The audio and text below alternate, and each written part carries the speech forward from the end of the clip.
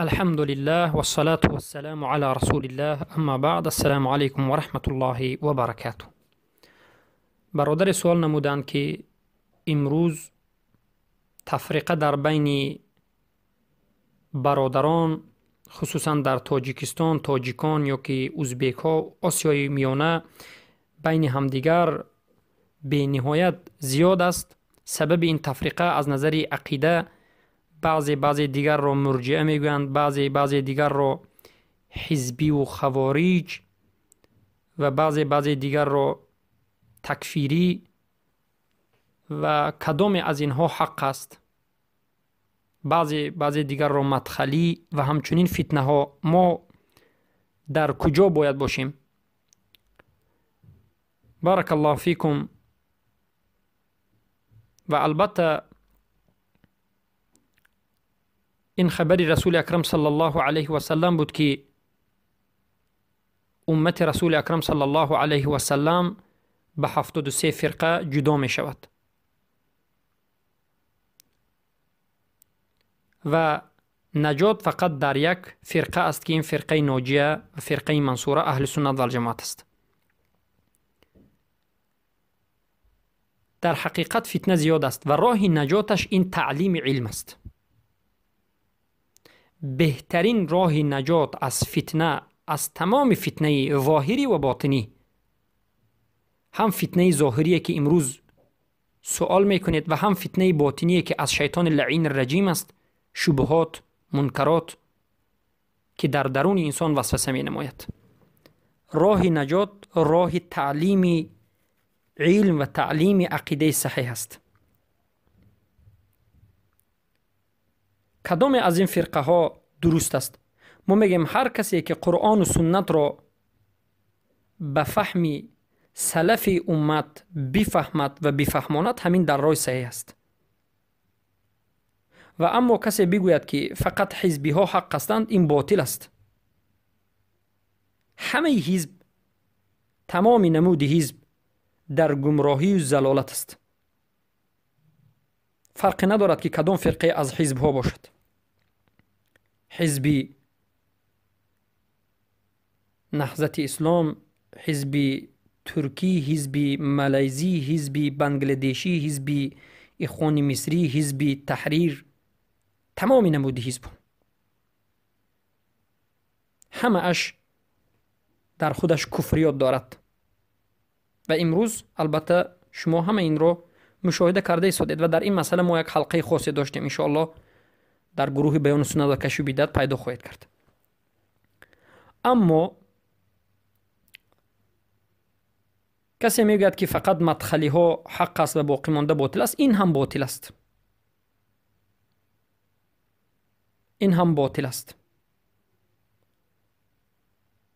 مدخلی ها اینها مرجئه های همین عصر هستند. در این عصر قوی ترین مرجئه همین مدخلی ها هستند. کسی نباشد. حق باید گفته شود. حق باید آشکار شود و بیان شود.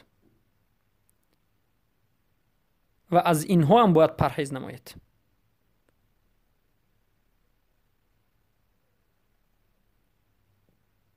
باید بدانید که مرجئه هیچ وقت خود را مرجئه و باطل ننامیده است. مرجئه همیشه خودش را اهل سنت و الجماعت می نامید. و همین مرجئه ها بودند که بزرگترین علمای اهل سنت و الجماعت را خوارج می نامیدند. چخیلی که امروز مرجئه های این عصر که این چنین مدخلی ها اهل سنت و الجماعت را خوارج می نامند، تکفیری می نامند، در حالتی که اهل سنت و الجماعت از خوارج و تکفیری بری و بیزار است. خوارج و تکفیری این یک دیگر قسم است. ابن القیم الجوزی در کتاب نونیه خود ذکر میکنند که یک قسمی از انسان ها، البته مرجئه ها، میگن مرا خوارج گفت و سبب خوارج گفتن اونها این بود که من تحقیق توحید کردم. یعنی وقتی که ابن القیم الجوزی در موضوع توحید زیاد صحبت کردند و تحقیق توحید را بیان نمودند، مرجئه ها ابن القیم الجوزی را خوارج نامیدند. و این چون ابن تیمیه رحمه الله و سختترین و قویترین کسی که مرجئه ها بینهایت بد میدیدند این محمد ابن عبدالوهاب است رحمه الله. تا امروز مرجئه ها محمد ابن عبدالوهاب را بد میبینند. اما امروز مدخلی ها نقاب نوی را بر روی خود گرفتند. محمد ابن عبدالوهاب، شیخ الاسلام ابن تیمیه، ابن قیم جوزیه را دوست میدارند، استادان خود میگویند، شیخای خود میگویند. اما مسئله ایمان را هم مثل اهل سنت و الجماعت میگن. اما در مسئله کفر وقتی که نظر میکنید، در مسئله طاغوت، شناخت طاغوت صحبت میکنید، اینها ارجای خود را از اونجا به شما میفهمانند. یعنی ارجای اونها بنهایت ارجای خفی، پنهانی، بنهایت با یک تکتیکی مثل مار، تکتیکی بنهایت پنهانانه مبارزه میبرند.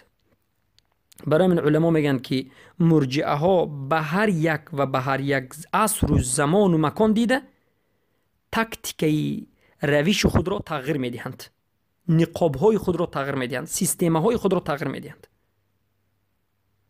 و زمان شد که امروز مرجئه خود را سلفی میگوید. پس از اینها هم باید پرهیز نمود.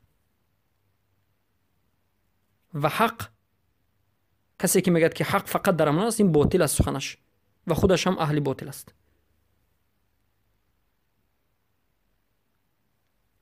و این چنین کسی که طرفدار خوارج است، طرفدار تکفیری است که تمام عامه مسلمان ها را کافر میداند، تمام علمای اهل اسلام را حکم به کفر میدهد. هیچ مسلمان نیست بجز 1-4-5 نفری که خودشان هستند. تکفیری ها همین موحدین را کافر میگن. اینها هم در باطل و ضلالت هستند. حق در اهل سنت و الجماعت است که طاغوت را طاغوت میگوید، طاغوت پرستی را طاغوت پرستی مینامد، کافران و مرتدان را ولی الامر نمینامد، حکم غیر الله را تطبیقش را جایز نمیداند، به موحدین، به مسلمانان نش و زر و ضرر نمی رساند و قرآن و سنت را به فهم سلف امت می رساند، گرچنده که تلخ باشد. و اینها اهل سنت و الجماعتند. بارک الله فیکم.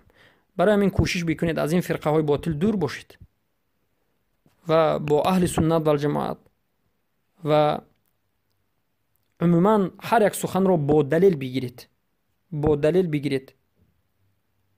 اگر از مدخل یگان سخن شنیدید باید این مسئله را تحقیق بکنید، پرسکو بکنید. چرا که اونها بسیارتر سخن را از بینش میگیرند یا که سخن را عادتا بسیاری سخن را نمیفهمند، از علم اصول فقه و غیره بیخبرند، مقاصد شرعیه، اصول فقه. خصوصا تاجیک ها یا کسایی که از سنگی رفته هستند.